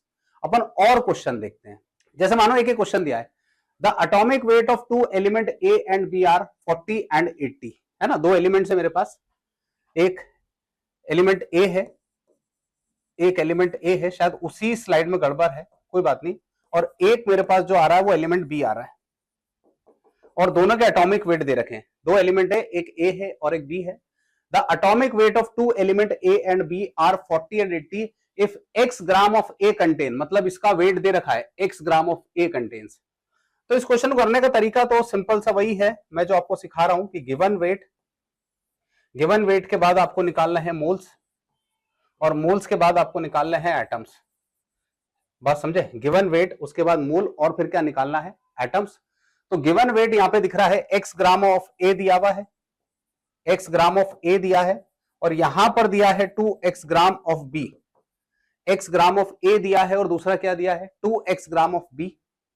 तो अगर मुझे नंबर ऑफ मोल्स निकालना है तो मैं यहां पे लिखूंगा x/40 और 2x बाय क्या लिखूंगा मैं 80। x/40 और 2x बाय क्या लिखा 80। और ये कह रहे हैं कि x ग्राम ऑफ ए में y एटम प्रेजेंट है, मतलब इसमें x ग्राम ऑफ ए में जो नंबर ऑफ एटम्स आ रहे हैं वो कितने एटम्स आ रहे हैं, y एटम्स आ रहे हैं। मेरी बात समझे? तो आपसे पूछा है कि 2x ग्राम ऑफ बी में कितने होंगे। x ग्राम ऑफ ए में अगर y एटम्स है, ध्यान से देख जरा, x ग्राम ऑफ ए में अगर y एटम्स है तो 2x ग्राम, ये क्वेश्चन थोड़ा सा छुप गया है बट मैं पूरा कर दे रहा हूं। आपसे पूछा है कि 2x ग्राम ऑफ बी में 2x ग्राम ऑफ बी में कितने आएंगे। तो अगर मैं ऐसे सॉल्व करता हूं तो अगेन यहाँ पे x/40 आया, दोनों के नंबर ऑफ मोल सेम आ रहे हैं तो डेफिनेटली यहां पे भी जो एटम्स आएंगे वो कितने आएंगे, y एटम्स ही आएंगे, यानी दोनों में नंबर ऑफ एटम्स जो आएंगे वो सेम आएंगे, दैट इज y एटम्स। तो इस टाइप के छोटे छोटे क्वेश्चन आपको देखने को मिल सकते हैं। अगला क्वेश्चन है कि which of the following has maximum number of atom, इनमें से मैक्सिमम नंबर ऑफ एटम किसमें है। तो वही काम मैं करने वाला हूं। सबसे पहले मैं यहां पे मोल निकालने वाला हूं, बात समझे। सबसे पहले जो मैं यहां पे क्या निकालने वाला हूं, मोल, और फिर मैं यहां पे क्या निकालने वाला हूं, एटम। तो यहां पे आ जाएगा 1/23, यहां पे आ जाएगा 1/12, यहां पे 1/16 और यहां पे आ जाएगा 1/32, है ना। मैक्सिमम नंबर ऑफ एटम पूछा है तो किसमें सबसे ज्यादा बड़ा नंबर आ रहा है, ये देखो। क्या 1/23 बड़ा है कि 1/12 बड़ा है कि 1/16 बड़ा है कि 1/32 बड़ा है, बात समझे। तो मेरे हिसाब से जो मैक्सिमम नंबर ऑफ मोल्स आ रहे हैं वो यहां पे आ रहे हैं, यहां पर आ रहे हैं आपके पास मैक्सिमम नंबर ऑफ क्या नजर आ रहे हैं यहां पे, मोल्स। तो मैक्सिमम नंबर ऑफ मोल्स अगर यहां आ रहे हैं तो मैक्सिमम नंबर ऑफ एटम्स भी यहीं पर आएंगे, बात समझे। आपसे पूछा है which of the following has maximum number of atom, आप सबके नंबर ऑफ मोल्स निकाल लो, क्योंकि जाने का तरीका वही है, जाने का तरीका वही है कि गिवन वेट से आप पहले बढ़ेंगे मोल की तरफ और मोल से फिर आप बढ़ेंगे किसकी तरफ, एटम की तरफ, इसके अलावा और कोई तरीका नहीं है। तो गिवन वेट से आप जाएंगे मोल, मोल से जाएंगे आप एटम, तो मैक्सिमम नंबर ऑफ मोल्स इसमें आ रहे हैं तो मैक्सिमम नंबर ऑफ एटम्स भी इसी में आएंगे, दैट इज आंसर कौन आ जाएगा, बी। क्लियर। चलिए एक क्वेश्चन और देखते हैं। Which of the following have least number of atom, सबसे कम एटम किसके अंदर हैं। तो फिर से मैं वही बात कह रहा हूं बार बार कि सबसे पहले आप मोल्स निकालेंगे एंड फिर आपको कैलकुलेट करना है नंबर ऑफ क्या निकालना है, एटम्स। तो मोल्स के बाद अगर आपको नंबर ऑफ क्या निकालना है, एटम निकालना है, तो यहां पे मैं लिखूंगा 1/4, यहां पे लिखूंगा 1/12, यहां पे लिखूंगा 1/14 और यहां लिखूंगा 1/32, ये आ गए मेरे मोल्स। अब यहां पे लीस्ट नंबर ऑफ मोल्स आ रहे हैं, यहां पर लीस्ट नंबर ऑफ मोल्स, ये सबसे छोटा नंबर है, यहां पर लीस्ट नंबर ऑफ मोल्स है। अगर लीस्ट नंबर ऑफ मोल्स है तो नंबर ऑफ एटम सबसे कम आएंगे, तो सबसे कम एटम जो आएंगे वो मेरे किस में आ जाएंगे, डी में आ जाएंगे। इसी सवाल में कहते थे अरेंज करो in increasing order of number of atom. इसी सवाल में अगर आपको कह देते अरेंज इन किस चीज में, बोलो इंक्रीजिंग ऑर्डर ऑफ, बोलो कौन, नंबर ऑफ एटम्स में, arrange in increasing order of number of क्या लिखा है, एटम्स में, तो सबसे कम एटम आते आपके सल्फर में, समझे। सल्फर से ज्यादा आते नाइट्रोजन से, नाइट्रोजन से ज्यादा आते कार्बन से, और सबसे ज्यादा एटम आते जो किसमें आते वो हीलियम में आते। अरे बात समझे कि नहीं समझे। तो इस टाइप के छोटे छोटे क्वेश्चन आपको देखने को मिलेंगे जो अपन ने भी पूरे लेक्चर के दौरान करे। और देखते हैं, जैसे एक ये क्वेश्चन आया मैच दी कॉलम का, है ना, मैच दी कॉलम का क्वेश्चन है। पहले में कह रहे हैं 28 gram of helium, 46 gram of sodium, 60 gram of calcium, 7 gram of aluminium. तो सबसे पहले मैं करूंगा 28 डिवाइडेड बाय 4, तो ये आ गया 7 मोल।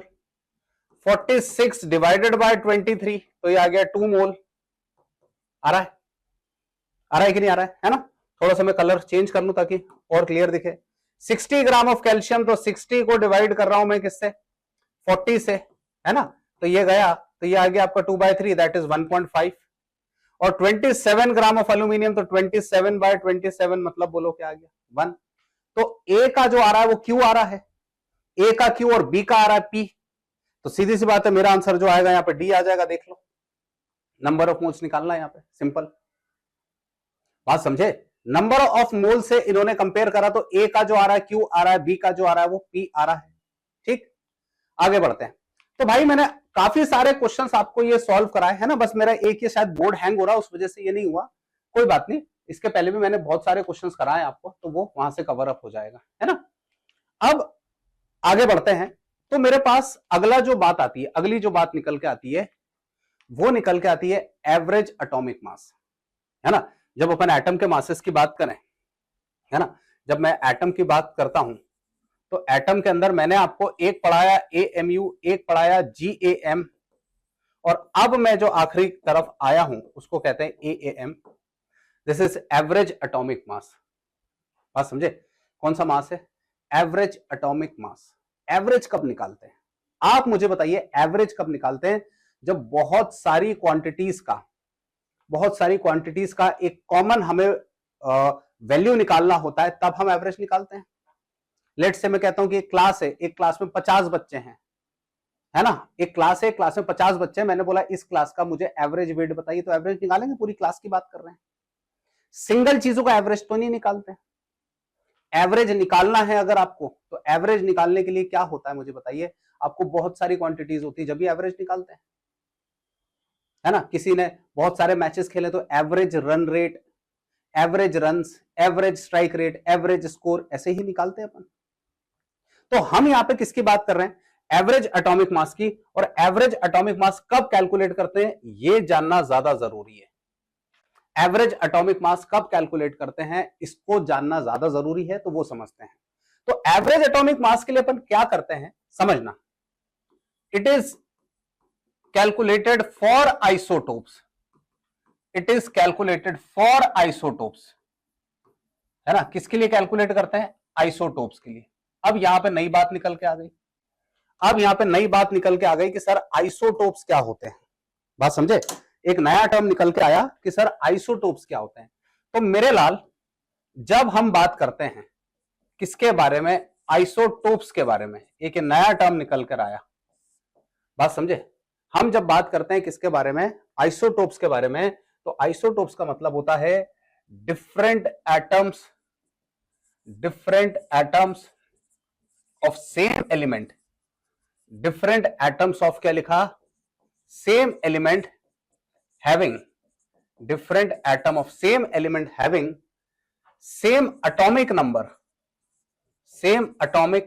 number with different mass number, with a different क्या लिखा बोलो? Mass number. आइसोटोप क्या होते हैं? एटम्स होते हैं, डिफरेंट एटम्स होते हैं सेम एलिमेंट के। एक ही एलिमेंट के अलग अलग एटम्स होते हैं, एक ही एलिमेंट के अलग अलग टाइप के एटम जिसका एटॉमिक नंबर सेम होता है पर मास नंबर क्या होता है? डिफरेंट। सर एग्जांपल बताइए। तो जब मैं एग्जांपल की बात करूं तो मेरे पास एक एलिमेंट है जिसका नाम है हाइड्रोजन, हाइड्रोजन है। और जब हाइड्रोजन की बात करता हूं तो हाइड्रोजन के मेरे पास यहां पे 3 आइसोटोप, इसको कहते हैं प्रोटियम, इसको कहते हैं ड्यूटेरियम, इसको कहते हैं ट्राइटियम। तो 1 1 1 2 1 3, एक प्रोटियम, एक ड्यूटेरियम और एक क्या दिख रहा है? ट्राइटियम। सर क्या डिफरेंस है? तो मैं कहता हूं यहां पे Z लिख लो एटॉमिक नंबर, A मतलब मास नंबर, ये इलेक्ट्रॉन, ये प्रोटॉन, और ये कौन आया? न्यूट्रॉन, है ना। Z मतलब एटॉमिक नंबर, A मतलब mass number, electron, proton, neutron. यहां पे Z का वैल्यू आएगा 1, यहां पर 1, यहां पर 1, तीनों का एटॉमिक नंबर सेम होता है। आइसोटोप्स, डेफिनेशन ध्यान रख, different atoms of same element, different atoms of same element having same atomic number and different क्या है? Mass number. अब मास नंबर देखूं सर, तो मास नंबर यहां पे आ रहा है 1, यहां पे आ रहा है 2, यहां पे आ रहा है 3, ये मास नंबर। इलेक्ट्रॉन कितने? तो यहां पे 1, यहां पे 1, यहां पे 1। प्रोटॉन कितने? तो 1 1 1। न्यूट्रॉन कितने? 0 1 2। क्या समझ में आया? सर ये समझ में आया कि आइसोटोप्स में नंबर ऑफ न्यूट्रॉन्स का डिफरेंस होता है। They differ in number of neutrons. Isotopes की बात जब मैं करता हूं तो दे डिफर इन किस चीज में? Number of neutrons. They differ in number of neutrons. Isotopes, isotopes different atoms of same element, बात समझे? Having same atomic number different mass number and number of neutrons क्या होते हैं? डिफरेंट होते हैं। सर और क्या खास बात? तो और खास बात यह है कि भाई जब मैं आइसोटोप की बात करूंगा, और खास बात यह है कि जब मैं आइसोटोप्स की बात करता हूं तो isotopes have same chemical property. Isotopes have same chemical properties. Same chemical क्या लिखा? प्रॉपर्टीज। इनकी केमिकल प्रॉपर्टीज बिल्कुल सेम आती है with different rate of reaction different होता है, लेकिन केमिकल प्रॉपर्टीज क्या आती है? सेम। बिकॉज, ऐसा क्यों sir? Because they have same number of electrons.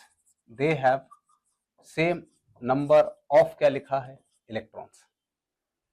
Isotopes की केमिकल प्रॉपर्टी सेम आती है बिकॉज इनके पास में जो नंबर ऑफ इलेक्ट्रॉन्स होते हैं वो कैसे होते हैं? सेम होते हैं। इसीलिए मेरी बात समझे कि नहीं समझे? तो एवरेज एटॉमिक मास किसका निकालते हैं हम? आइसोटोप्स का निकालते हैं। अब कैसे निकालते हैं तो उस पर चलते हैं। तो उस पर चलने के लिए ध्यान रखना कि जो एवरेज एटॉमिक मास होता है, जब अपन AAM की बात करते हैं तो एवरेज एटॉमिक मास को लिखते हैं अपन A1 into x1, A2 into x2, है ना, dot dot dot dot dot AN into बोलो क्या लिखेंगे? xn, अपॉन में बोलो यहां पे आ जाएगा x1 plus x2 dot dot dot कहां तक? xn तक। कहां तक आ जाएगा? xn तक। तो ये एवरेज एटॉमिक मास को निकालने का तरीका है। बात समझे? ये आपके पास किसको निकालने का तरीका है? एवरेज एटॉमिक मास। अच्छा, ये बात तो क्लियर हो गई ना कि एवरेज एटॉमिक मास निकालते हैं किसका है? आइसोटोपिक मिक्सचर का। आइसोटोप्स का निकालते हैं, आइसोटोपिक मिक्सचर का निकालते हैं। एक से ज्यादा एटम होते हैं वहां पर डिफरेंट टाइप के। सर ए क्या रिप्रेजेंट कर रहा है? तो यहां पे जो ए रिप्रेजेंट करता है वो A represents you atomic mass. A represent करता है किसको? एटॉमिक मास को। और एक्स रिप्रेजेंट करता है उसके रिलेटिव अबंडेंस को। रिलेटिव किसको करता है? अबंडेंस को, in terms of percentage. In terms of बोलो क्या है? परसेंटेज। बात समझे? ए जो है वो है आपका एटॉमिक मास और एक्स जो है वो रिप्रेजेंट करता है रिलेटिव किसको? अबंडेंस को। तो A1 प्लस A2 x2, तो ऐसे बहुत सारे हो सकते हैं। मेरी बात सबको समझ में आई? नाउ छोटे छोटे क्वेश्चन देखते हैं। जैसे एक ये बड़ा सिंपल सा क्वेश्चन आया, क्या बोला है? Boron has 2 isotopes having atomic masses 10 and 11। 2 isotope है। ये लिखा मेरे पास बोरॉन का एटम, इसके 2 आइसोटोप्स। एक आया B5 एटॉमिक नंबर और यहां पे 10, और ये आ गया B5 और एटॉमिक नंबर मास नंबर 11। एक का एटॉमिक मास 10 है, एक का एटॉमिक मास 11 है। बोरॉन एक एलिमेंट, उसके 2 डिफरेंट एटम, 2 आइसोटोप्स। बोला है इसका परसेंटेज 25 है, इसका जो रिलेटिव अबंडेंस है वो 25% है, इसका जो रिलेटिव अबंडेंस है वो 75% है ना। एक का रिलेटिव अबंडेंस कितना है? 25%, और एक का रिलेटिव अबंडेंस कितना है? 75%। आपसे बोला है एवरेज एटॉमिक मास निकालो। ठीक है, तो AAM कर लेते हैं अपन यहां पे। तो अगर मैं यहां पे AAM लिखता हूं, AAM मतलब एवरेज एटॉमिक मास, तो A1 x1, यहां पे A2 x2, क्योंकि 2 ही है ना, अपॉन में x1 plus x2। A1 x1 plus A2 x2 upon में x1 प्लस क्या आ जाएगा? x2 आ जाएगा। क्या मेरी बात समझ में आ रही? ठीक है। अब जब अपन आगे देखें तो AAM के बारे में जब मैं बात करता हूं तो A1 एटॉमिक मास ये 10, तो 10 का मल्टीप्लाई करा 25 में और 11 का मल्टीप्लाई करा 75 में, अपॉन x1 प्लस x2 मतलब 25 प्लस बोलो क्या कर दिया? 75। 25 प्लस 75, यहां पे सॉल्व करता हूं तो AAM बराबर मेरा कितना आ जाएगा? ये आ जाएगा 250 प्लस, है ना, 750, तो 750 प्लस 75 तो 825। बोलो आया? अपॉन में बोलो कितना आ जाएगा? ये 100 आया। तो एवरेज एटॉमिक मास AAM बराबर बोलो कितना आ रहा है? ये आ रहा 1075, अपॉन में बोलो 100, तो फाइनल आंसर आ जाएगा 10.75 AMU। 10.75 AMU। एक इंपॉर्टेंट और बात सुन, जैसे आप देख रहे हैं कि एक का एटॉमिक मास 10 है और दूसरे का 11 है, एवरेज कभी भी 10 से नीचे नहीं जाएगा या 11 से ऊपर नहीं जाएगा। एवरेज एटॉमिक मास कभी भी लोअर वैल्यू से नीचे नहीं हो सकता। एवरेज एटॉमिक मास कभी भी लोअर वैल्यू से नीचे नहीं होगा, 10 से नीचे नहीं होगा और 11 से ऊपर नहीं होगा। आप आंसर देखो 10.75 आ रहा है, A1x1 प्लस A2x2 सिंपल करके। ठीक है, एक सिंपल क्वेश्चन और उठाते हैं कि यहां पे मुझे बोला कार्बन हैज 2 आइसोटोप्स। यहां देखिए, carbon has 2 isotopes having atomic masses 12 and 14। Carbon के 2 आइसोटोप है, एक का एटॉमिक मास 12 है, एक का कितना है 14 है, और रिलेटिव अबंडेंस दे रखा है 40 एंड बोलो क्या दिया है 60। बोला फाइंड एवरेज एटॉमिक मास। ठीक है सर, कार्बन है, कार्बन के 2 एटॉमिक C6 और यहां पे 12, C6 और यहां पे 14 है ना, एक का 12 एक का 14 है। इसका रिलेटिव अबंडेंस दिया है 40% मतलब x1, इसका रिलेटिव अबंडेंस दिया 60% मतलब x2। एक का दिया x1, एक का दिया कितना x2। आपसे बोला एवरेज एटॉमिक मास निकालो। ठीक है भाई, निकालेंगे। तो एवरेज एटॉमिक मास मतलब AAM बराबर बोलो A1x1 प्लस A2x2 अपॉन में बोलो x1 प्लस x2। आया, A1x1 की बात अगर मैं करता हूं यहां पे AAM, तो A1 आ जाएगा मेरा 12 इंटू 40 और यहां पे आ जाएगा 14 इंटू 60 और अपॉन में बोलो कितना आ गया 100। अरे बोलो आया कि नहीं आया, है ना। AAM अगर मैं कैलकुलेट करने लगूं यहाँ पे तो ये आ जाएगा 40 इंटू 400 और 40 टू 80 मतलब 480 आएगा ये। और अगर मैं इसको करता हूं तो ये आ जाएगा 600 और 6 4 24 640 मतलब 840। बोलो आया कि नहीं आया, आया। दोनों को अपन ऐड कर लो, डिवाइडेड बाय क्या करा मैंने यहाँ पे 100, तो ये आ जाएगा आपका 1200 और 1320 आ गया। तो AAM बराबर बोलो आ गया 1320 बाय बोलो कितना 100। फाइनल आंसर आ गया 13.20 AMU। ये देखिए, तो आप इस तरीके से एवरेज एटॉमिक मास निकाल सकते हैं A1x1 प्लस A2x2 इस टाइप से करके। अब लेक्चर अच्छे से पढ़ना, आपसे सारे पैकेज के क्वेश्चन वगैरह सॉल्व बन जाएंगे, कोई दिक्कत नहीं आएगी। एक सिंपल क्वेश्चन और उठाता हूं। अब यहां पे 3 एलिमेंट आ गए, 3 आ गए हैं, है ना, कि एक एलिमेंट हैज 3 आइसोटोप्स। एक एलिमेंट है उसके 3 आइसोटोप हैं हैविंग एटॉमिक मासेस 12 14 एंड 16। एक 12 एक 14 एक 16 है। बोला रिलेटिव अबंडेंस कितना दिया है 25 25 50। रिलेटिव अबंडेंस कितना दिया है 25 25 50। फाइंड एवरेज एटॉमिक मास। आया, ट्राई करो जब तक मैं जल की सेवा ले लूं, है ना, 2 मिनट ट्राई करो। वैसे तो वीडियो पॉज करके भी देख सकते हो, फिर भी कोशिश करो। ठीक है, तो 3 आइसोटोप है, एक एलिमेंट है उसके 3 आइसोटोप मान रहा हूं मैं। एक का नाम है P, एक का नाम है Q, एक का नाम है R। इसका एटॉमिक मास दिया हुआ है कितना 12, इसका एटॉमिक मास दिया 14, इसका एटॉमिक मास 16। रिलेटिव परसेंटेज 25%, 25% और 25%, ये रिलेटिव अबंडेंस दे रखा है। 3 एलिमेंट है।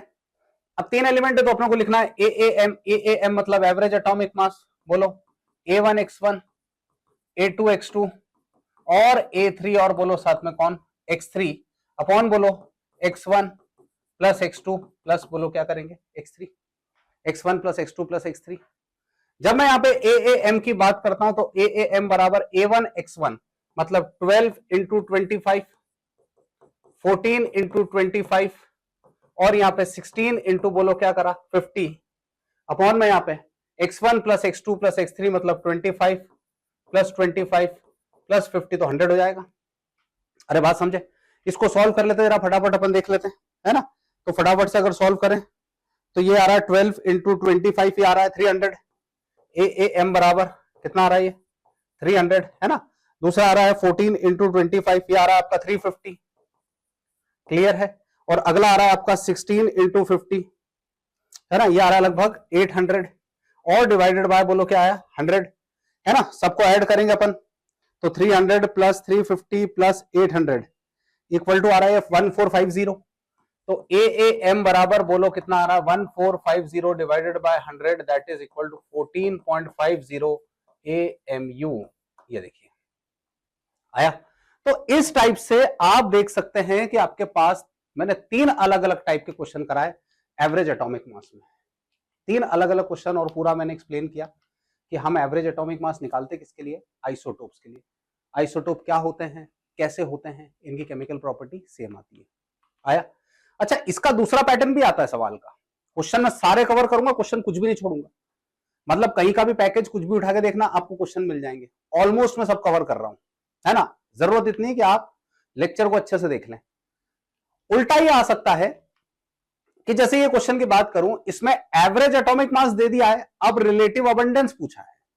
आप देखिए, एवरेज एटॉमिक मास दे रखा है और रिलेटिव अबंडेंस पूछा है। Find there relative abundance. Average atomic मास पूछा है, दे रखा है, और आपसे पूछा है रिलेटिव अबंडेंस। शॉर्ट ट्रिक भी बताऊंगा, लॉन्ग मेथड भी बताता हूं, आराम से देख जरा। मैं कहता हूं कि मेरे पास कोई एलिमेंट है ना, उसके दो आइसोटोप, एक का नाम P, एक का नाम Q। इसका एटॉमिक मास दिया हुआ मुझे 12, इसका एटॉमिक मास दिया है 14, है ना। दोनों का एटॉमिक मास दे रखे, AMU दे रखा है, और मुझे इसका एवरेज भी दिया है। इसका दे रखा है average, average atomic mass equal to दिया है 12.5 AMU, ये दे रखा है मुझे। मुझे बोला इनका रिलेटिव अबंडेंस बताओ, मतलब मुझसे पूछा है कि x1 का वैल्यू कितना आएगा और x2 का वैल्यू कितना आएगा, जबकि मुझे पता है इन दोनों का सम तो हमेशा क्या होता है, 100। x1 प्लस x2 पूछा है, तो लेट से मैं कहता हूं कि x1 मतलब परसेंटेज को मैं कह रहा हूं अगर x, तो x2 का जो वैल्यू आएगा वो 100 माइनस x हो जाएगा, क्योंकि x1 प्लस x2 तो आपका 100 ही होगा ना। रिलेटिव अबंडेंस तो टोटल 100 होगा, रिलेटिव अबंडेंस तो टोटल 100 होगा ना। तो x1 का वैल्यू अगर मैं x लिखता हूं तो x2 का वैल्यू कितना आ जाएगा, 100 माइनस x आएगा। रिलेटिव अबंडेंस तो 100 होगा टोटल। एक एलिमेंट के दो आइसोटोप, एक P और एक Q है। मैं इसकी शॉर्ट ट्रिक भी बताऊंगा, लेकिन पहले आप जरा पूरा देखें अच्छे से, बात समझे। नाउ मैं AAM बराबर लिखता हूं, तो AAM बराबर लिखूंगा मैं A1 x1 plus A2 x2 upon में x1 प्लस क्या लिखता हूं, x2। AAM का वैल्यू मुझे पता है, दैट इज 12.5 है, 12.5 है। और A1 की वैल्यू आ रही है मेरे पास यहाँ पे 12 इंटू एक्स, तो दूसरे का आ जाएगा 14 इंटू 100 माइनस एक्स, और अपॉन में x1 प्लस x2 का वैल्यू 100। यही होगा, देख लो ना। एक का परसेंटेज को आप x मान लो, अल्फा मान लो, बीटा मान लो, जो मानना मान लो। दूसरे का क्या हो जाएगा, 100 माइनस एक्स हो जाएगा ना। टोटल परसेंट तो 100 ही रहेगा, समझे। क्रॉस मल्टीप्लाई करा इसको, तो ये हो गया 1250, 1250 यहां पे आ गया 12x, यहां पे आ गया 1400, और यहां पे आ गया 14x। मैं इसको इधर उठा के लाया तो माइनस 150 इक्वल टू आ गया माइनस 2x, माइनस से माइनस गया तो x का वैल्यू आ गया 150 by 2 equal to that is बराबर कितना, 75% दादा x का वैल्यू आया। मतलब जो मेरा P वाला आइसोटोप है जिसका एटॉमिक मास 12 है, वो उसका रिलेटिव अबंडेंस 75% आ रहा है। तो जो Q वाला आइसोटोप है जिसका एटॉमिक मास 14 है, उसका रिलेटिव अबंडेंस कितना आ जाएगा, 25%। P का आया 75%, तो Q का बोलो कितना आया, 25%। इसका एक तरीका और भी है, एवरेज जिसके पास आएगा ना, जरा ध्यान देना इस बात पे, मैं यहां पे बता रहा हूं। जैसे मेरे पास ये दो पॉइंट देखो, आप ऐसे देखो, यहां पे इसका एटॉमिक मास 12 है, यहां पे इसका 14 है। एक का एटॉमिक मास 12 है, एक का 14 है, ध्यान से सुनना मेरी बात को। और मेरा एवरेज यहां कहीं आ रहा है, मेरा एवरेज इधर कहीं आ रहा है, इधर 12.5 आ रहा है एवरेज, इसके क्लोज आ रहा है। तो इसका परसेंटेज हाई होगा दादा, इसका परसेंटेज हाई होगा। अगर ये खसकते खसकते उधर जाएगा तो इसका परसेंटेज अभी लो रहेगा। मतलब एवरेज जिसके पास रहेगा उसका परसेंटेज हमेशा ज्यादा, एवरेज जिसके पास रहेगा उसका परसेंटेज हमेशा ज्यादा रहेगा, जिसके पास भी एवरेज उसका परसेंटेज हमेशा ज्यादा रहेगा। अरे समझे कि नहीं समझे, क्लियर है। वैसे ही मैं आगे बढ़ता हूं, एक क्वेश्चन और देखते हैं। जैसे ये यहां पे क्वेश्चन दे रखा है, थोड़ा सा दिख रहा होगा आपको क्लियर, कि boron has two isotopes, boron has two isotope, एक B10 है, एक B11 है। Average atomic mass of boron is found to be 10.80। Average atomic mass दे रखा है 10.20। Calculate the percent abundance of these isotopes. Percentage abundance निकालना है। देखो, एक एलिमेंट मेरे पास बोरॉन, उसके दो आइसोटोप, एक आ रहा है मेरे पास B10 एक आ रहा है मेरे पास B11, इसके परसेंटेज को मैं लिखता हूं x1 जो कि मुझे नहीं पता है, और इसके परसेंटेज को लिखता हूं मैं x2, ये भी मुझे नहीं पता है, लेकिन टोटल 100 होगा। x1 प्लस x2 का सम टोटल कितना होगा? 100 होगा, रिलेटिव अबंडेंस। तो मैं इसको बाय डिफॉल्ट मान लेता हूं x, है ना, बाय डिफॉल्ट में इसको क्या मान लेता हूं? x। तो ये जो आएगा ये आएगा 100 माइनस x अबंडेंस, है ना। अच्छा देखो एक बात और सुन लो ध्यान से, ये 10 है, ये 11 है, ये 10.80 आ रहा है, मतलब 11 के पास में आ रहा है। बात समझे? मैं यहां पे ट्रिक बताता हूं आपको क्या है। ये 10 है, ये 11 है, और एवरेज आ रहा है यहां पर 10.80, इसका परसेंटेज ज्यादा आएगा। समझे कि नहीं समझे? दूसरे वाले आइसोटोप का परसेंटेज ज्यादा आएगा, एवरेज जिसके पास होगा उसका परसेंटेज हमेशा कैसा आएगा? ज्यादा आएगा। तो जैसे अपन सॉल्व करें यहां पे, तो अगर मैं यहां पे AAM बराबर लिखता हूं, तो A1x1 प्लस यहां पे क्या आ गया? A2x2 अपॉन में बोलो x1 प्लस x2, बोलो आया। A1 की बात करूं मैं, एवरेज की बात करूं तो 10.80, 10.80। सर आशु सर, कोई बात नहीं, 10.80 हमारे एक सर आ गए थे, तो ये आ गया 10 इंटू बोलो कौन x, प्लस यहां पे बोलो कितना आ जाएगा? 11 इंटू बोलो 100 माइनस x, अपॉन में बोलो यहां पे क्या आएगा? 100, क्रॉस मल्टीप्लाई करा तो 1080 बना, ये है ना। मैं थोड़ा सा इसको जरा इधर रब कर दू, 1080, बात समझे। एंड 1080 के बाद में इधर आ गया आपके पास कितना? 10x, ये आ गया आपका 1100, और ये आ गया माइनस 11x, है ना। ये उधर गया तो ये आ गया 20 बराबर माइनस, और ये माइनस x, माइनस माइनस गया, x इक्वल टू 20% आया। मतलब कि इसका जो वैल्यू आ रहा है वो 20% है, तो इसका जो वैल्यू आएगा वो कितना आ जाएगा? 80%। तो इस टाइप के छोटे छोटे क्वेश्चंस आप जो है ट्राई कर सकते हो। एटम्स को लेके मैंने बहुत अच्छे से सारे क्वेश्चन करा दिए हैं, सब कुछ करा दिए हैं, बात समझे। अब आपको इसको आराम से बैठ के पढ़ना है, क्लियर है। नेक्स्ट लेक्चर में हम किसके साथ मिलेंगे? मॉलिक्यूल्स के साथ में। Thank you so much.